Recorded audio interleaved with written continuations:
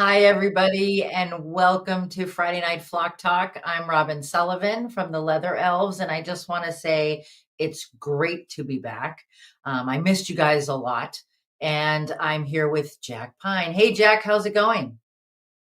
Hey, doing all right. Glad to have you back. Thank thank you. That was a lot of enrichment that just fell down on the screen. I was pretty, that would keep a lot of birds happy for a long time.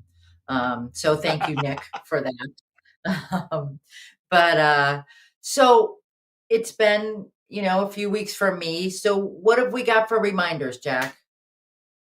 So, a couple of things before we get into our session on foraging.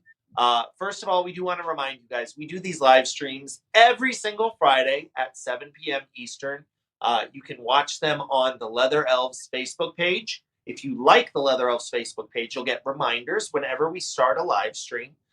You'll be able to participate in the chat, ask any questions.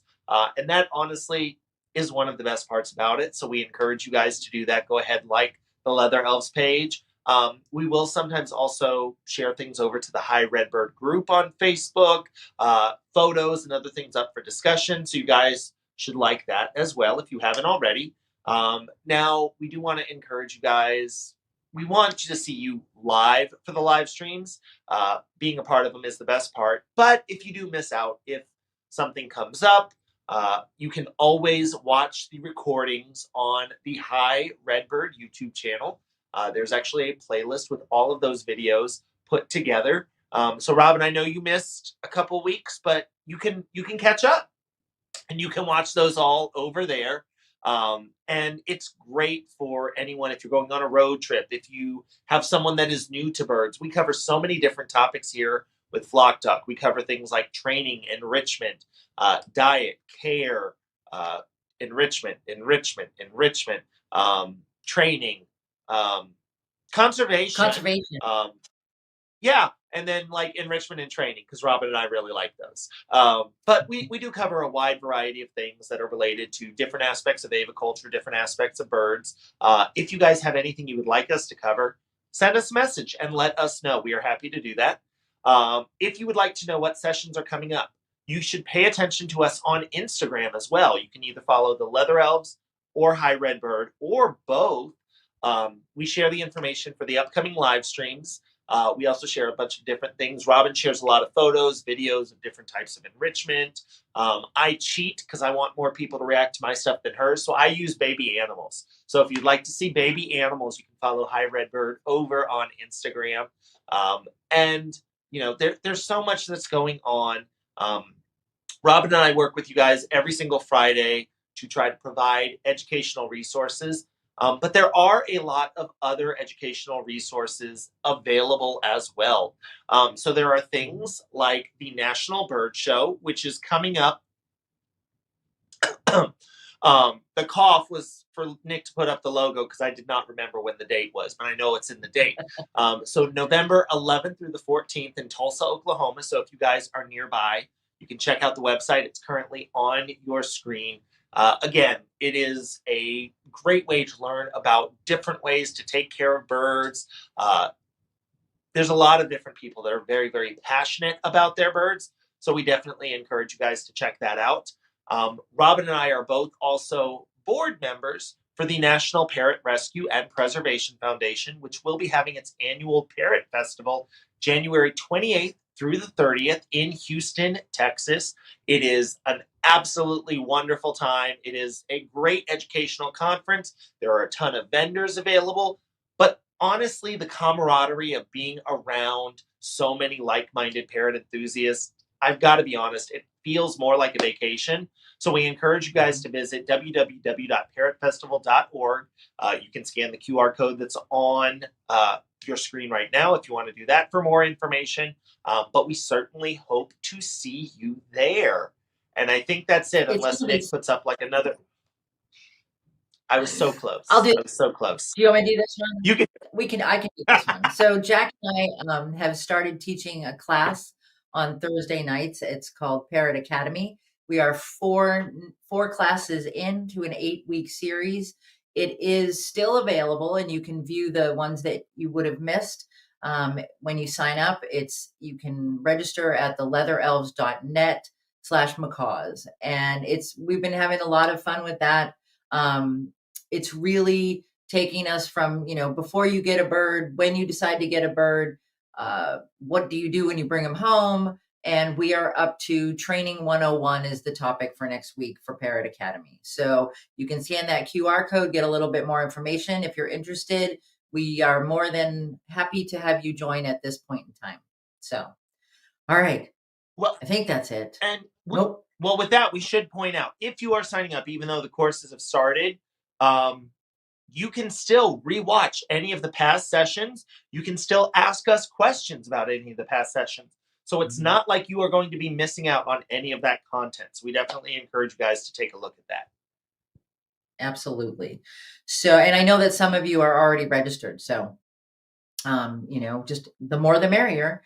But so tonight's topic is near and dear to my heart.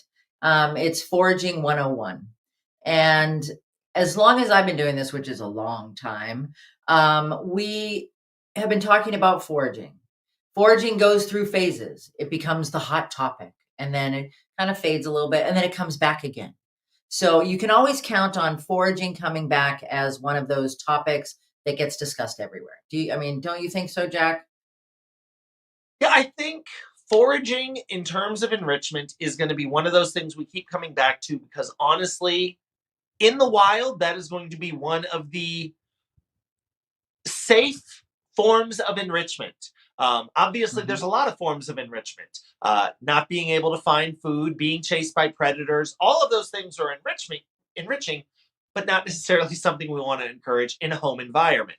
But exercising, moving around, using, all of your skills, your mental acuity to try to find your food, that is going to be something that is completely natural for your bird and something that is enormously beneficial to, I would say, every species. I agree. So we've got a definition for it. I have my smart glasses. Hold on. All right, I'm ready. Look at that. I don't know where my your smart. Oh, You're not very smart tonight. Okay, so I'll take care of the smart parts. So the definition of foraging is the acquisition of food by hunting, fishing, or gathering of plant matter. So for my daughter-in-law, in case she's watching, even vegans can forage. Just saying. All right. So, because you gather that plant matter. So pretty much it's finding food. That's the easy way to look at it. And I even go so far sometimes as to say it doesn't have to be just food.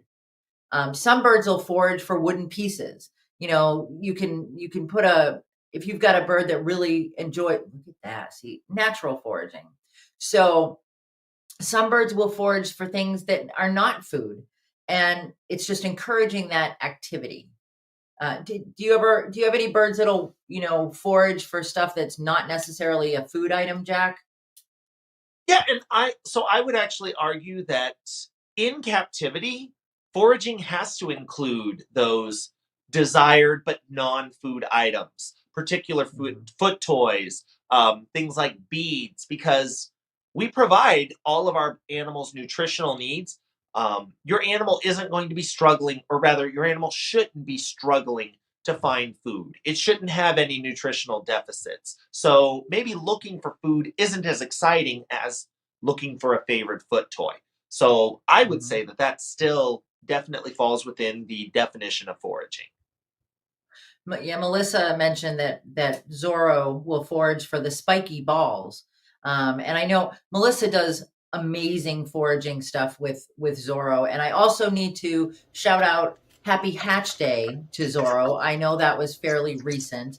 So here we've got Zorro. Is he adorable or what? Nice job, Melissa. And he's using a foraging toy, and it's not, some of it's just about the interaction. So you've got to kind of let them go, what's going on, and they'll figure it out. But it's that, and kayaks, I love to forage, do foraging items with kayaks because they're so incredibly inquisitive. So yeah, so That's just a little example of Zorro. And again, happy Hatch Day. So we talk about foraging, and like Jack said, I think it's got to include other things than food in a captive setting. But all animals forage. It it doesn't matter what kind of animal it is. They forage, and it's a matter of acquiring that food. It doesn't say you've got to, plant it, grow it, shoot it, whatever. It's the acquisition of food. So, we forage. Big business has made it easier for us to forage in the supermarket, but all animals forage. Well, and I would say that that's just changed shape. Now we're not foraging in a field, but Right. how many of us go to the grocery store and it's like, oh, look at this. This is a bacon strawberry serrano jam. I need this. And oh, let me go over to the bakery section and there's these 4 different types of bread. And I'm going to pick which one of those will go best with this. Mhm. We're still foraging. Mhm. We're looking for those coveted items. It's just a little bit different than it was. And now it's even more difficult when you go to the supermarket and the shelves are missing things. So, so foraging may become a bigger pastime for us than we are currently doing. But so foraging is always going to be around. It's always going to be important, and we just need to kind of come up with ways for our birds to be able to do it while they're in our homes. And the other important thing about it is, I think it's got a mental and a physical side to it. So you've got mental stimulation with them, figuring things out, looking at, maybe it's a puzzle feeder, maybe it's where, making that search for whatever the mental stimulation. And there's also that physical stimulation. You gotta love Sarah Young. And the physical stimulation of moving around. So it's not just, there you go. These are a lot of these clips are courtesy of Danny Poirier. Danny is at Southwick Zoo in Massachusetts, and I have had the honor of working with her and her birds. And these guys are super smart, and working for that food, but not just taking it out of a bowl. It takes a little bit more effort. Got to find out which ones have the best mealworms, which I never thought I'd really say those words, but the best mealworms. I don't know. So, Jack, do you see the two sides to foraging, the mental and the physical? Yeah, and I think that is both of them are things you have complete control over. Mhm.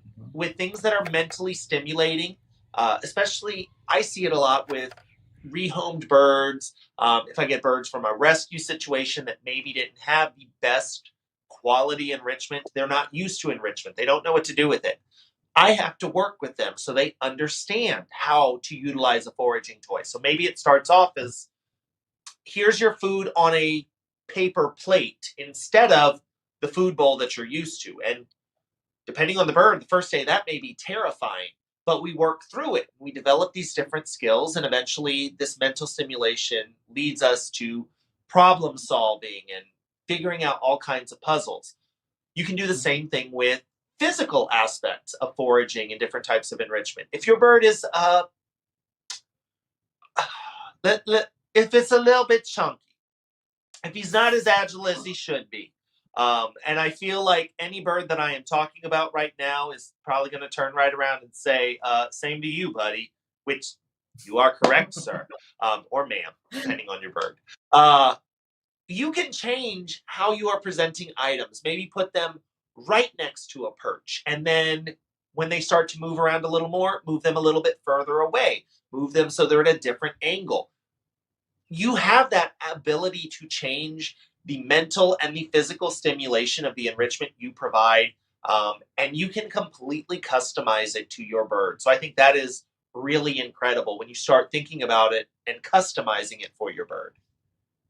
Right. I mean, I have people say to me all the time, "Oh, my bird won't forage. My bird doesn't play with toys. My bird, won't do this, won't do that." I feel like if you really give it a shot, and I think it's a matter of us being more creative. You know, we need to observe what's going on with our birds. I mean, this is, this is a dog toy. That's not a dog playing with it, but it's taking things out of a dog toy. That's a foraging activity. You can, and that's the other secret. Go to that, here I am, a bird toy maker, but go to the other departments, the cat department, the dog department at the pet store.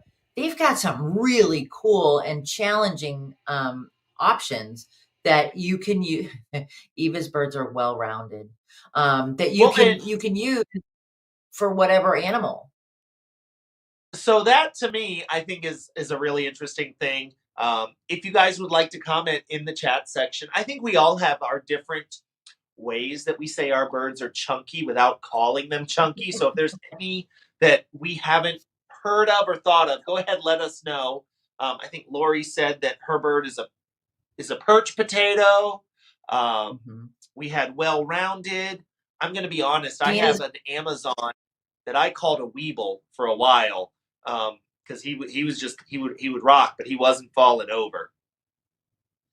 well, Dina said that her bird's all muscle. Okay, all right. I've used that excuse too, Dina. I don't know. Um, so just a update that oh, actually Gary just asked if we could come and broadcast live from the National Bird Show.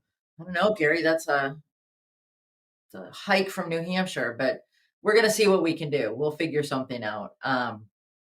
So we're gonna replace those lovely, well-rounded, not fat at all birds with birds that are a little bit more active. Maybe we can get a couple of those pounds off, but hopefully they're not pounds. That would be bad.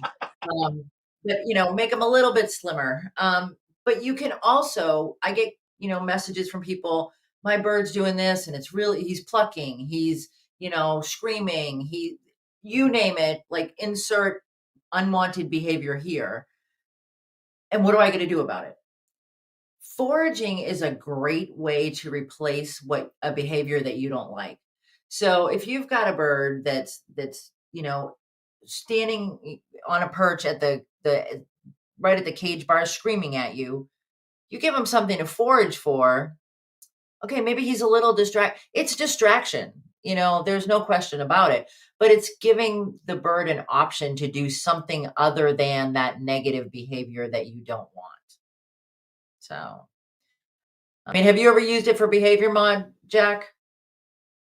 Yeah, I think foraging is a great opportunity for as long as you have a bird, if it is plucking and you can rule out medical, feather mutilation, feather barbering, foraging can be a great option around that. Giving your bird something else to do, something else to focus Mhm. on. If your bird is just bored, maybe it's screaming for your attention. Maybe it's screaming to try to influence some sort of change in its environment. Giving it that choice of different foraging activities can help you down that path. So I think foraging is a great option because, again, it is so natural. Our animals all do it already, they take to it readily. I think Mhm. it is one of the best things you can start off with in terms of providing enrichment for your animals. Yeah, I absolutely agree. And I think that, I get a lot of calls too about the cockatoo that comes out of the cage, runs at the feet. I mean, we're talking about, attack of birds on your feet last night and during the Parrot Academy class. And one of the things I would suggest is try putting some things around for foraging. So if your bird knows that he or she can come out of that cage and go find something, a favorite treat or a high value reinforcer, you can train that behavior and have them not biting you when they jump out of the cage. It's not, I'm out of the cage, I run across the floor, I nail your feet. You could just give them something else, to place that activity. I mean, something as simple as this. This is Russell Crowe. Russell Crowe lives in Southwick Zoo under Danny and her staff's care. And I mean, this is super, super basic. And it's just, of course, Russell's like, I'm done. I'm just going to flip the whole thing. But, you can take things. One of the things I like about foraging is that you can use things that are readily available around the house. And we're going to talk about that a little bit later. Different things you can use to create inexpensive foraging items. So, Jack, when you're creating foraging, I know you have, you've got a wide variety of birds at the farm. When you're creating foraging activities, what do you base what you're going to do on? So for me, and this doesn't just apply to birds. I know we love talking about birds, we're good at it, but foraging is something that I do with all of my animals. And with all of them, I need to pay attention to things like, what does that animal do? What in the wild, how would that animal be getting its food? How would it be interacting with its environment with things in the wild? Obviously, if I'm going to enrich something like my sulcata tortoises, I'm not going to put food at the top of a tree because they don't climb trees. But like my budgies, which people think, oh, it's a bird, you have to enrich it really high up. These guys are primarily ground foragers. They eat a lot of grass seed. So if I can provide mats and other ways to hide food items on the ground level, they're really interested in interacting with that. Hmm. And I think, you and I have talked so many times about having people do their research, looking into what your bird does and how it does it in the wild and how it behaves in nature. And it's really important. How they forage is one of those that you should absolutely know right off the top of your head where your bird forages. If it weren't in your home, where would it be foraging? Because that should really shape how you're offering your foraging, options. You're not going to. I remember consulting at a facility where they got a new species of bird, and it wasn't a parrot. It was a passerine, and they had placed a shelf up high, and that's where they were putting the dishes of their diet.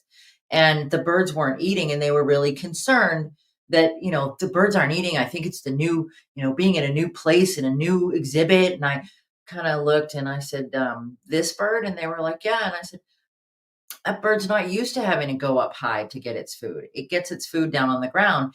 And so if you're trying to encourage a bird that's never foraged before, go with what they instinctively know. They may never have seen a foraging option before. They may never have been asked, they were captive bred. They were, weaned and sent home. And you give them a wonderful bowl of what kind of food, whatever kind of food you use every day, but you've never asked them to forage before.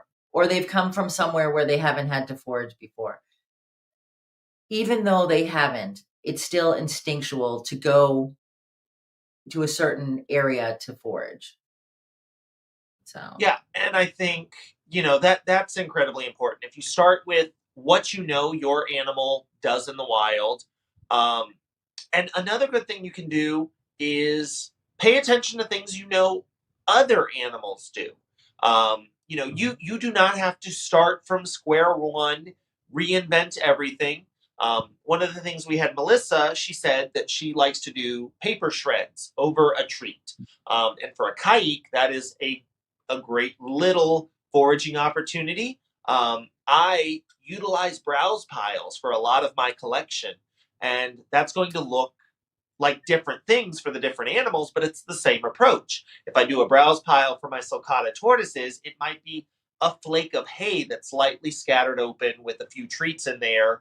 If I do it for my camels, it might be all of the edible leaves from the pesticide free trees that are in their yard raked into one giant pile with then different food items put in there.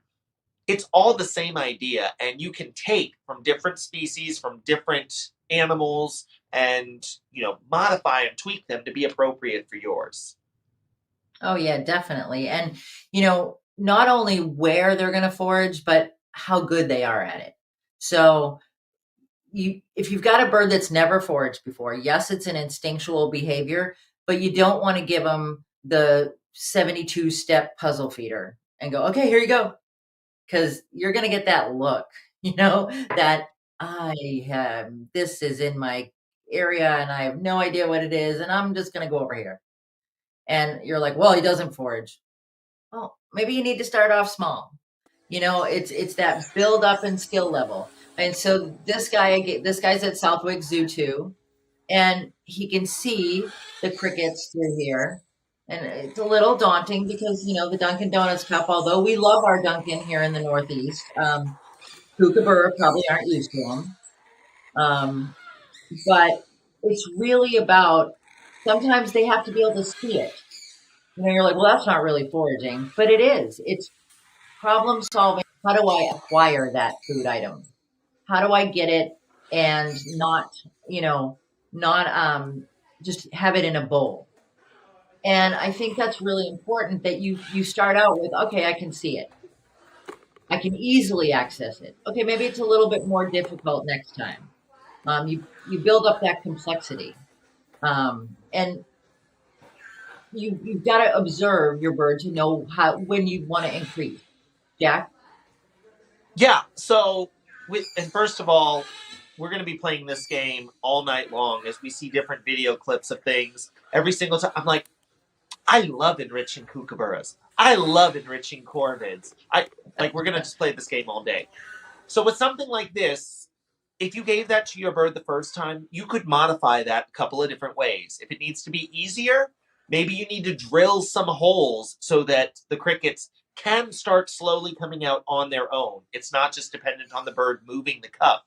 But if the bird's really good at moving the cup, maybe instead of the clear cup, you move over to an opaque cup, like a red plastic cup that the bird can hear the crickets moving under, but it can't directly see them. But it already knows they're there. It knows how to move that cup. So that's what we're talking about when we say modifying this enrichment for your individual bird. No matter where you are starting, you can modify things to make them easier, to make them more difficult, to make them bigger, make them smaller. It's all just a question of what work you're willing to put into it. I mean, I've done this with parrots before. Put something in a clear water bottle and they've got to move it around to get it to come out. It's a great form of enrichment and super easy. It's not something that's going to cost you a fortune. You're reusing that plastic bottle, so you're not just tossing it in a landfill. And I think it's a great way to keep them engaged. And the complexity doesn't matter so much as long as the bird remains engaged. If you've got to put a ton of treats in something to get them to stay engaged, that's not what you're really looking for. What you're looking for is that one item that's in there. And if they keep working at it, like this bird, I mean, this is a great example of the length of time you can keep a bird engaged with something simple. Yeah, I have a Solomon's cockatoo that will lose his mind over a coffee filter. I can take the normal food bowl and just put a coffee filter over the top of it. And for about 5 to 10 minutes, it's going to be, can I hit it? And does it go, can I hit it again? Well, maybe I can touch it. Okay, I'm going to start shredding it. I'm going to start destroying it all before getting to the food that is underneath. It is not something difficult to move. It's not heavy. It is not a complex puzzle, but it is a form of enrichment that definitely accomplishes the goal. That animal is doing far more than it would have been otherwise. It doesn't have free access to its food. Instead, it's got to do a little bit something for it. It's Right. moving around, it's thinking about things. And I think that's the important part. We like to talk about the exercise, the moving around, but if your bird is, doing the, well, how do I get this? That to me is so much fun, and that is one of the key parts of enrichment. It's when you kind of see the wheels turning, and that bird may not be actively touching or working on it, but you can see that it's focused on a enrichment opportunity. That's when you know that they're engaged, and that's what's really important. And excuse me, Olivia mentions that she uses the water bottle with cockatoos. I've done that before, and they absolutely love it. And it's something so very simple. You rinse out the bottle, whatever it is, you put the food item in there, and it's really almost effortless for you. I mean, this is a little bit more work here, but it's a foraging activity, and they're going through, they're pulling that out. And maybe, I don't know, I'm not sure, I wasn't there when they offered this, but it may be that that bird is actually foraging for that nesting material. That it's a Yeah, possibility. again, the foraging doesn't necessarily have to be for a food item. It can be for something that is desired, and it can just be that nesting material. Which again, looking at this, there may be food items in there. This bird will probably show us in a second. But right now, all I can see are the paper shreds, and Mhm. maybe the bird is just interested in that. Um, I we do need to point out. I'm actually kind of surprised we made it this far without doing the basic disclaimer. Whenever we're talking about any kind of enrichment, we just have to remind you guys, you need to observe your bird. You need to make sure that what you are providing is safe for your bird, even if it is safe for your friend's bird, your neighbor's bird, the bird down the street. Doesn't mean it'll be safe for your bird. Even if they have the exact same species, it might be different for your bird. It is completely up to you to make sure that you are providing things that are safe and that you are observing your bird to see those interactions, to see that they maintain their safety. Yeah, and anybody that tells you that a toy is safe for your bird is lying to you because they don't know that.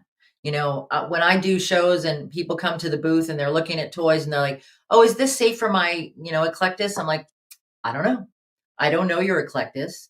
And people look at me like I'm kind of a smart ass, but it's I don't know. I don't know if it will work for your bird. I know that it's when it's built, all the components are safe. Safety goes into the creation of it, but I don't know for sure that it's going to be safe for your bird. There's that bird out there, and we all know at least one of them that's going to get into something no matter how you try to safe proof it. You got Um, one of those? so I actually have a great example of this right now. It's not a bird. Um, I currently have a goat that has to have tennis balls on her horns because she shoves her entire head into the hay feeder and then her horns cause her to get stuck. So the tennis balls keep her from shoving her head into that hay feeder. No Yeah. other goat that she lives with has this problem. Every other goat is using this hay feeder just fine. Um, Obviously, it is a hay feeder. It is designed, it is made for animals that eat hay. But for this one goat, we have to do some modifications. We have to do some changes to make things safe. So, figure out what your changes need to be. We're definitely happy to help you guys along the way in figuring out what kind of questions you need to ask, what kind of things you need to be looking for. But at the end of the day, providing those safe enrichment opportunities does come down to you as the bird owner, as the person providing those enrichment opportunities. And Eva brings up a really good point here that she has to be careful with shreddables in the Amazon because she'll just lay an egg a day after playing with a shreddable toy. And so that's a consideration. You need to think about, we've talked before about goal-based enrichment.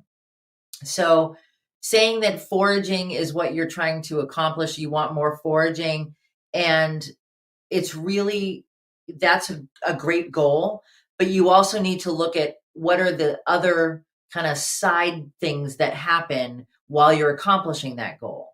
So we really want to be careful if you've got a bird that is, an egg layer on a regular basis, you probably don't want to give the shreddables because that's just it's giving her nesting material. So you've got to think about what all of those consequences, and let's remember consequences isn't always it's not a negative term. It just means what happens after a behavior. So you've got to think about what those consequences are. So um the other thing when you're thinking about did you have something you want to say, Jack? No, I just yeah, Okay. I'm sorry. I know I kind of derailed us, but I was like, wait. We got to make sure. Anytime we talk about any kind of enrichment, any kind of toys, any kind of anything, we want to make sure that you guys know that providing that safe opportunity is important. Mhm. Oh, Making sure that it stays safe is important because even if something is safe when you give it to your bird, it doesn't necessarily stay safe. So you need to make sure you're maintaining it, you're observing it, to ensure the safety of your bird. mhm. So, one other thing when we're talking about foraging is you want to make sure that what they're working for is worthwhile, that it's worth the amount of energy that they're expending. So, when we talk about animals, we talk about activity budgets. I'm sure, Jack, we all know animals have an activity budget. It's the amount of activity that or amount of energy they're going to expend in a given time period. And, if I'm talking about an animal that doesn't have a very high activity budget, then asking them to go all over the whole enclosure or all over the whole room to find something is probably not going to be an appropriate way to go. So you want to think about what's in it for the bird. Is that item something that's worthwhile, that is high value? Nick, do we have that video of Russell with the acrylic feeder with the drawers? So for Russell, I know this is worth it. That tidbit there is worth going through, taking the paper out, taking the paper apart to get what was in there. Okay. It was worth it. And he went through all those steps. That's like the big acrylic foragers that they sell in stores. Those are, for some birds, absolutely worth it. But you've got to make sure that you're not putting a half an almond in the big giant puzzle feeder if your bird really is not a giant fan of almonds. So you've got to make sure that kind of equals out. Do you agree, Jack? Yeah, so I was always taught when trying to think about an activity budget and providing things for your animals, think of a chicken. One of the things that chickens were trained to do, you train a chicken to play the piano. It hits a key with its beak, it gets a piece of corn.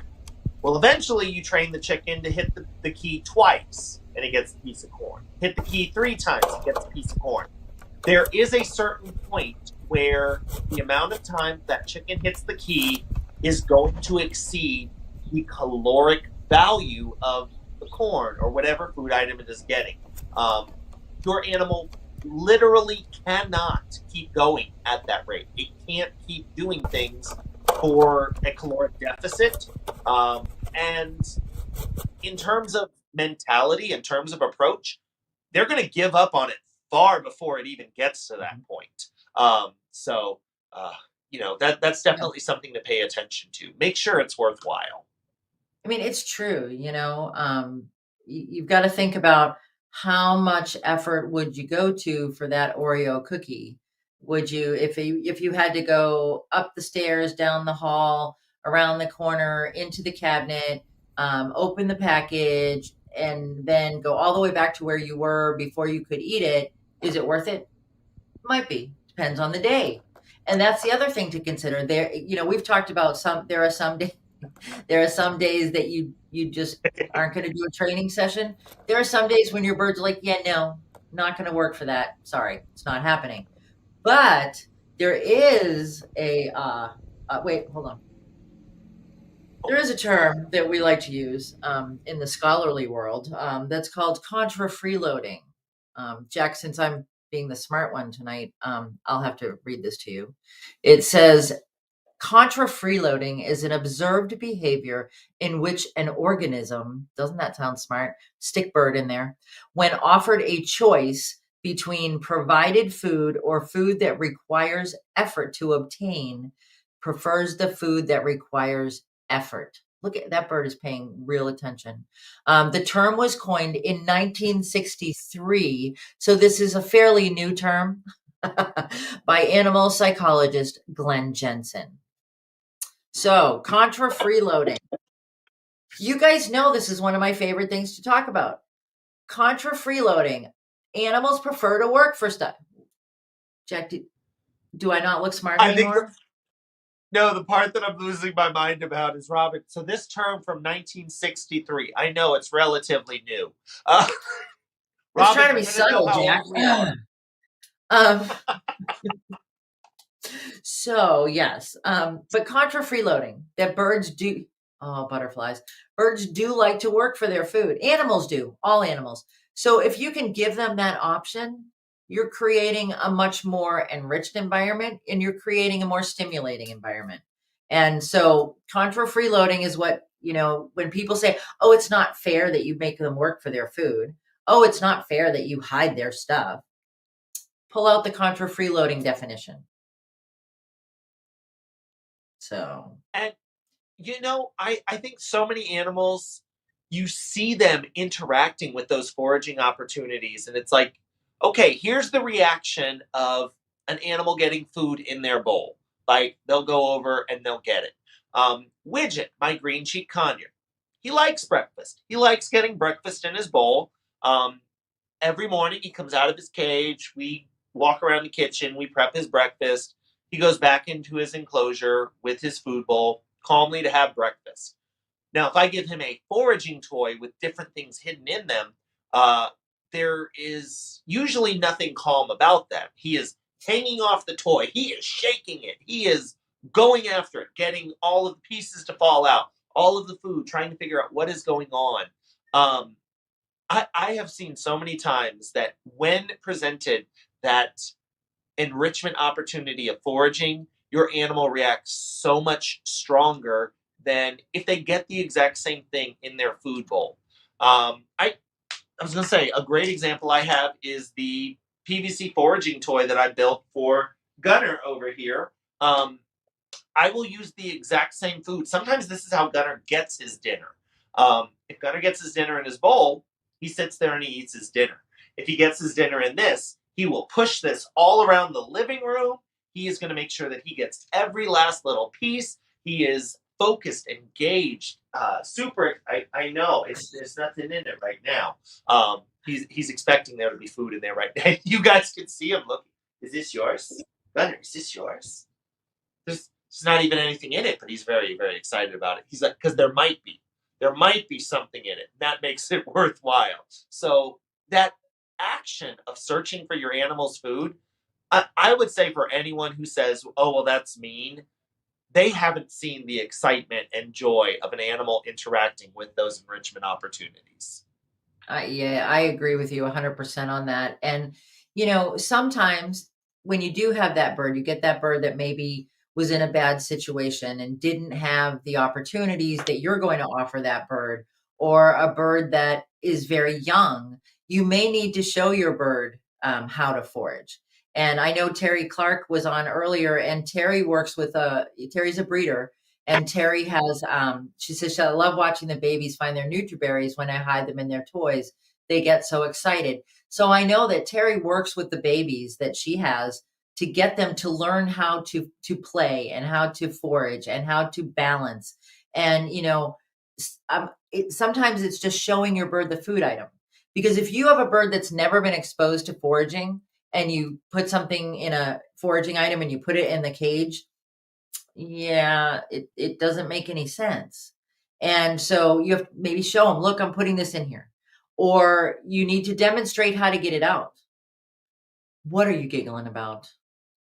Are you Gunner is causing trouble? currently rolling the foraging toy onto my foot.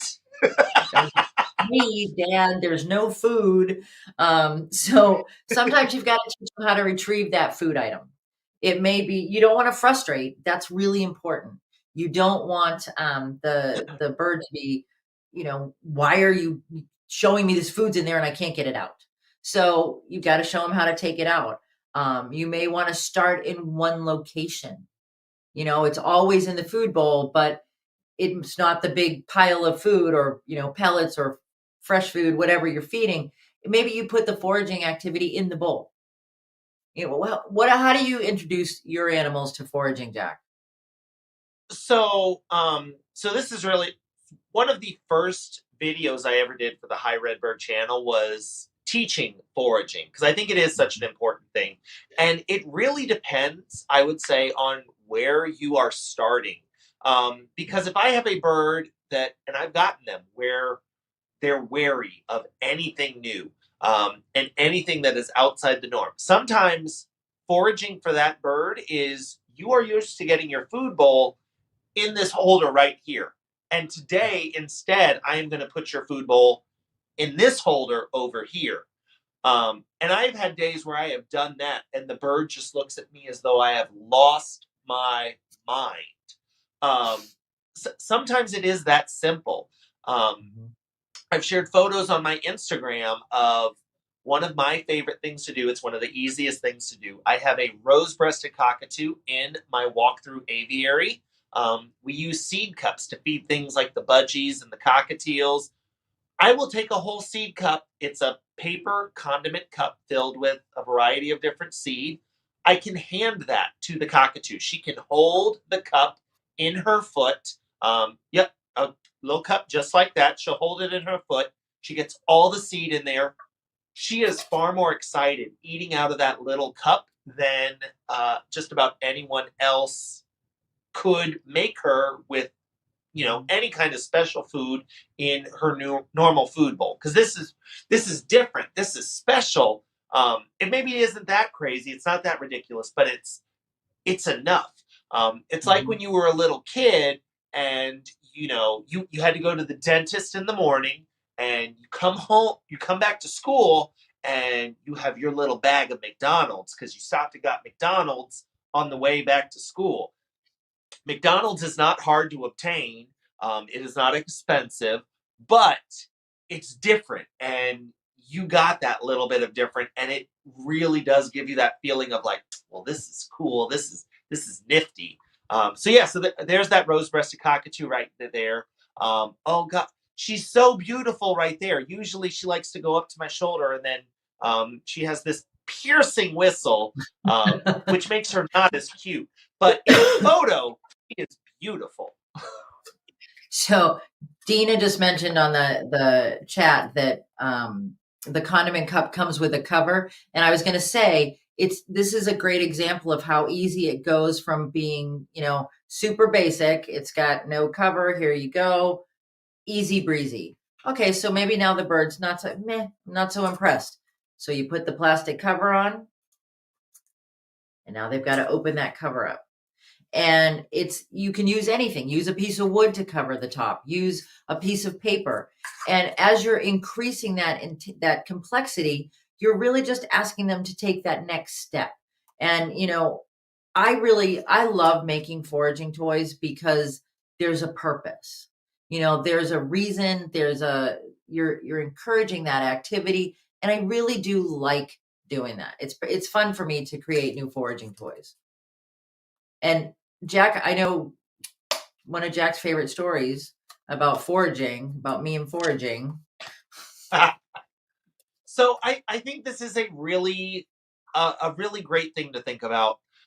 So one year at Parrot Festival, which again, if you guys have not registered for Parrot Festival, you definitely want to do so. You can visit www.parrotfestival.org to register for that. It is a lot of fun. Great speakers, great vendors, great education. Great shameless plug on my part. The bird cut me off. One year at Parrot Festival, Robin did a session, and she said, you know what? I'll be at my booth. Find any toy. It can be one of my toys. It can be a toy from any other vendor that we have here. Bring it to my booth and challenge me. I guarantee you there is a way to turn that toy into a foraging activity, into a foraging toy. And I think that really is the case. It's a matter of what you put into it, how you're willing to think about things. But just about any toy can be a foraging toy. So when you go online and you purchase toys, a lot of bird sellers will have a section that, foraging toys.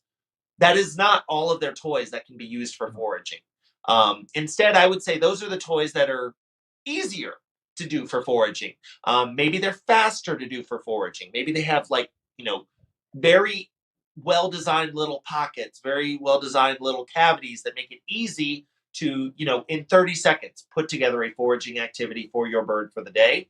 But I would say any of the toys that you find, you can turn those into a foraging activity. Yeah, I agree with that, Jack. And there are some real simple ways to. I mean, the cup is an easy way. I'm just looking at. I have boxes of fun over here. These little pods are a great way to offer foraging. You can do it this way, or easy breezy. You've got a piece of newsprint or something in the bottom, and you just put it this way. And put something underneath it. It's a foraging. Foraging isn't brain surgery. It's not rocket surgery. It's just a way to get them thinking. and it doesn't have to be super difficult. It can be, let me see. I have to look in my box of goodies over here. What else have we got? There's Well, another one of so my even favorites. What? Go those ahead. condiment cups, just the way that you are using them can change it. So if you have a bird that's brand new to foraging, maybe they get it an uncovered cup uh, with a food item in there, really easy to get to. Maybe they have to overcome, they're a little bit wary of that condiment cup. As they get used to that, maybe you flip the cup upside down so they have to pick the cup up to move it. Maybe you mount 2 or 3 of those condiment cups onto a skewer so they then have to slide them. I mean, using that same item, you can accomplish so many different things. So it really is just a matter of what you're willing to put your effort into, what you can think up and come up with. And that's why we pointed out earlier, you can get ideas from other animals, from other species. You can modify them for your bird if they need to be easier or harder. Um, Foraging is, to me, one of the most rewarding forms of enrichment, and it doesn't have to be something that exhausts you. It doesn't have to physically or mentally strain you. Like, you can provide foraging activities for your animal easily. This is so Wicker Balls, another one of my favorites. You just open them up, stick in an item, and now you've got a foraging activity. This can be used on the ground. You can hang it. You can do all sorts of things with Wicker Balls. Love them. And Nancy said that those don't work with don't last with the gray. And I'm thinking she's talking about the pods, and that's okay. A lot of times, the pods, the vehicle for your foraging activity is not going to last. It's, a matter of, I've got to rip this open. You're welcome back. Rip this open, tear it apart, and then I get the foraging item. So with foraging toys or opportunities, I wouldn't plan on, unless it's one of the big acrylics, I wouldn't plan on the vehicle lasting. So what do you got there, Well, Jack? so I was going to say, you can take the idea and modify it. So one of my favorite things for Widget, using, he actually has, I don't know what the name of the toy is. You can tell me. It's the little stacked pods with little covers. There's like a pod cover. Is it like stacked cups? On the skewer? Maybe. Oh, it's called a foraging cup. Just the pod and then a Okay. wooden cover. Yeah. Well, if you have a bird that is completely destroying those, you could do the same thing. This is a, if I don't throw it on the ground, that'll be better. Um, Here is a 1.5-inch PVC end cap with a hole drilled in the side. I can use these on a skewer with maybe pieces of cardboard. My bird can't destroy these.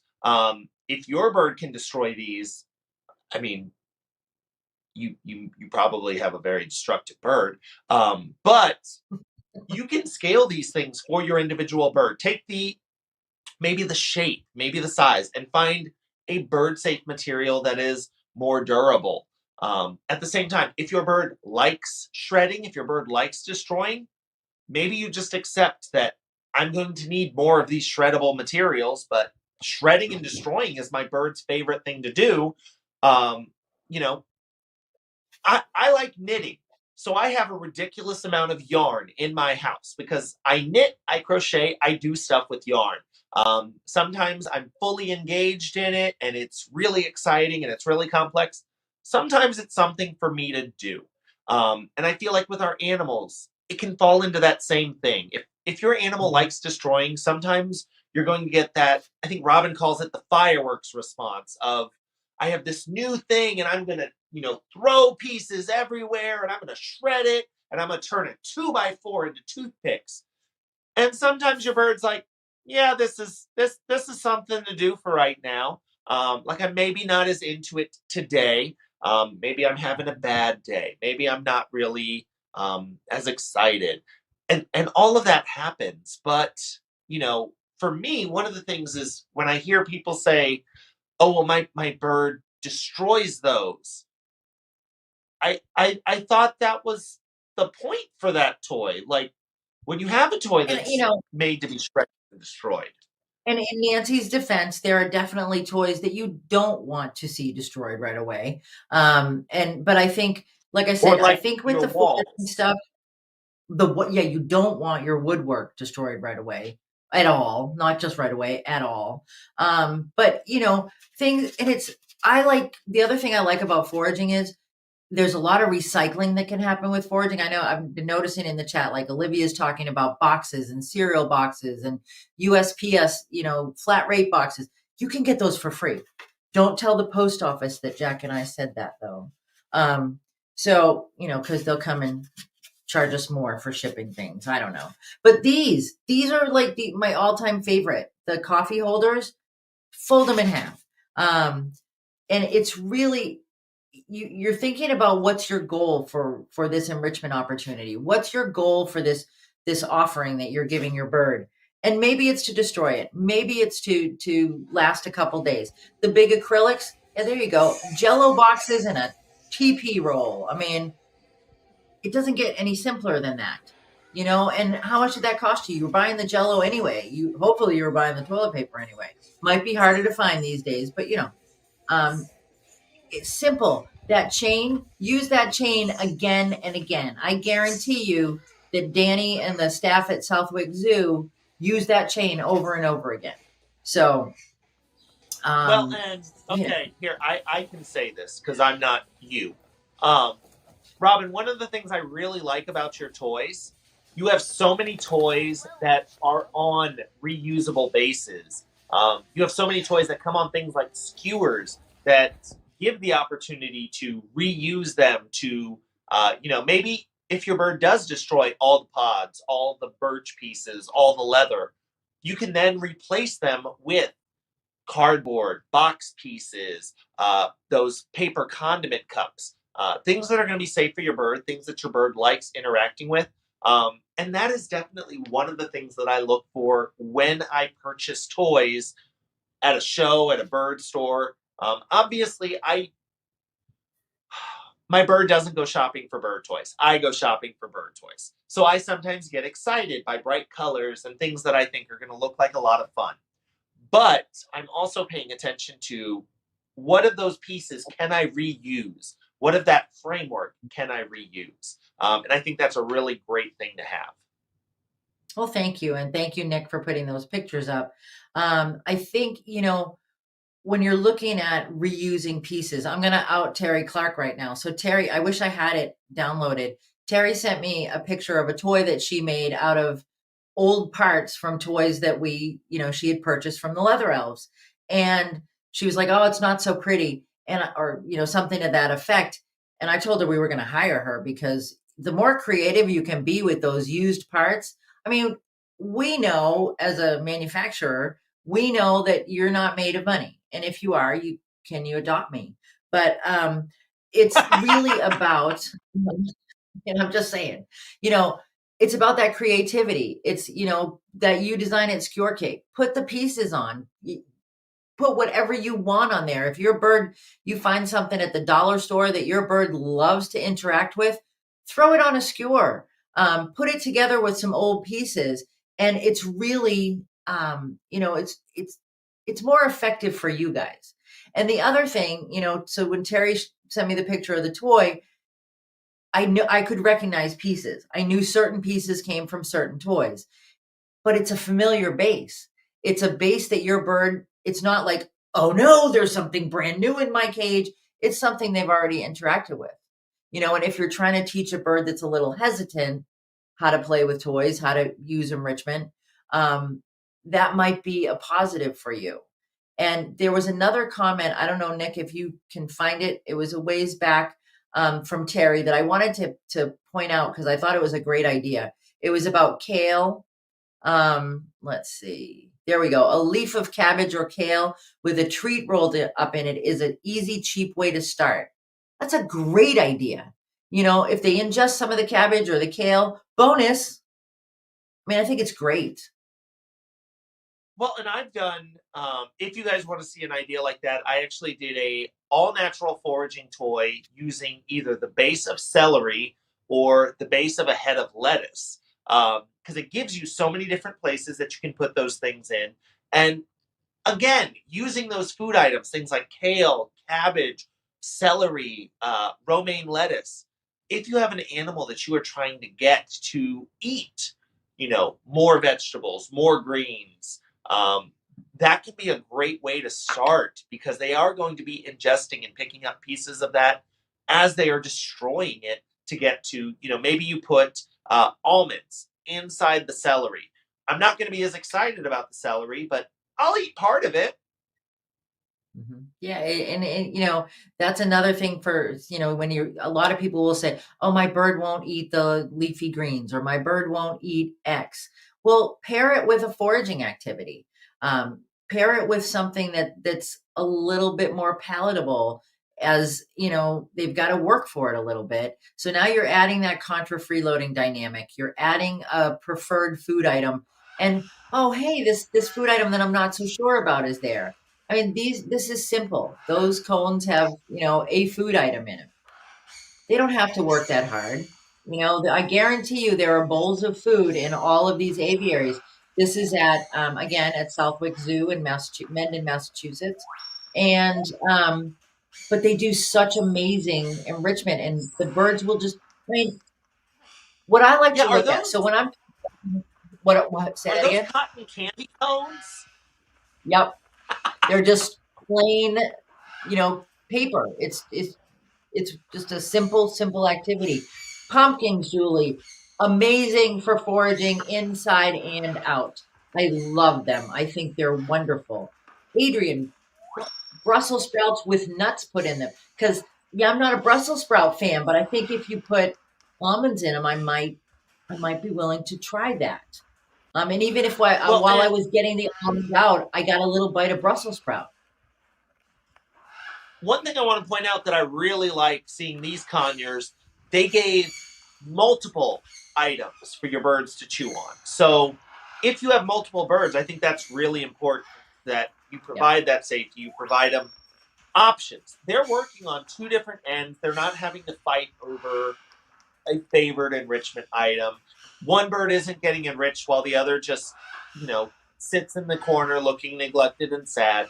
They put a variety of different things in there. The birds are getting to interact with them, and I think that's great. So if you have multiple birds housed together, just make sure you're thinking of things like that. How can you ensure all of your birds are getting enriched? Here's another example. And yeah, really, like Danny did give, she just provided us so much quality Yeah, enrichment with so footage. many thanks.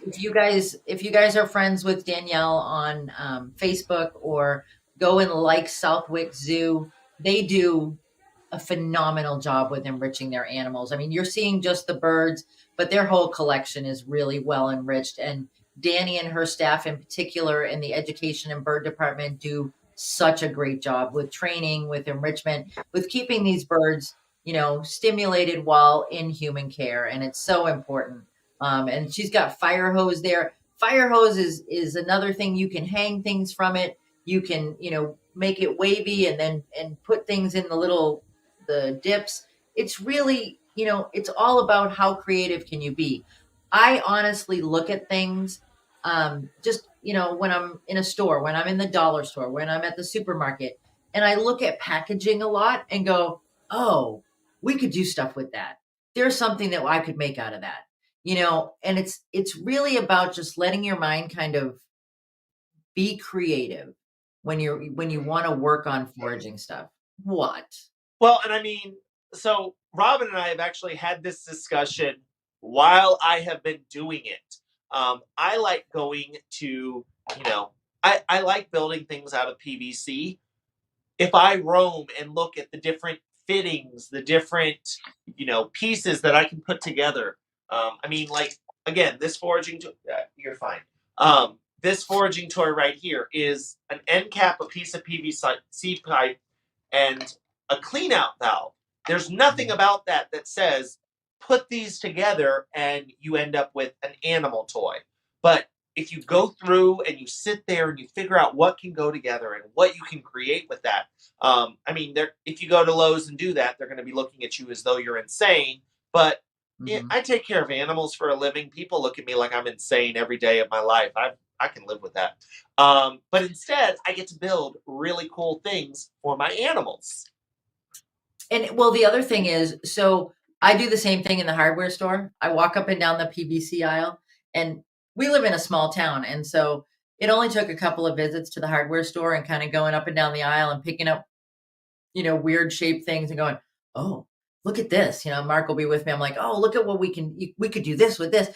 And finally the owner of the hardware store was like, "So what do you do with all this PV?" Like, I know he was thinking that my house looked like, something out of Dr. Zeus with all PVC and stuff because, when I'm buying the weird shapes and I'm like, "Oh, we make, bird toys." And they're like, "Oh."